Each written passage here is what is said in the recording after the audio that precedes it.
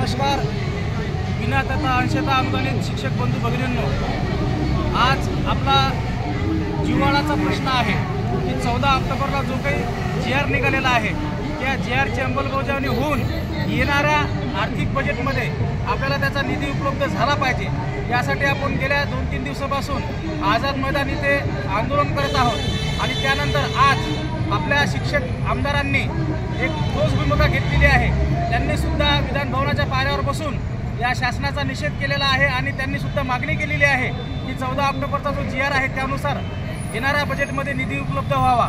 परंतु त्यांना पण बळ देण्यासाठी आपली उपस्थिती इथं फार महत्त्वाची आहे. म्हणून जे मुंबईच्या आजूबाजूला शिक्षक राहत असतील, ज्यांना सुपरविजन नसेल आणि ज्यांना लवकरात लवकर इथं येणं शक्य आहे, त्यांनी वेळेचं भान ठेवून आणि आजच्या दिवसाचं महत्त्व स्वतः जाणून, कारण की माझा पगार माझी जबाबदारी आणि आजचा दिवस फार महत्त्वाचा आहे, निर्णायक महत्त्वाचा आजचा दिवस आहे.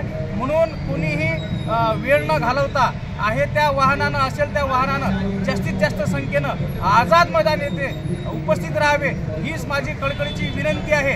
आम्ही लढतोय, आमदार लढतायत, परंतु तुमची उपस्थिती सुद्धा याला कारणीभूत राहील आणि याला जबाबदार फक्त आपणच राहू. म्हणून लवकरात लवकर जास्तीत संख्येने आपण आझाद मैदानमध्ये पोहोचावे हीच आमची नम्र विनंती आहे.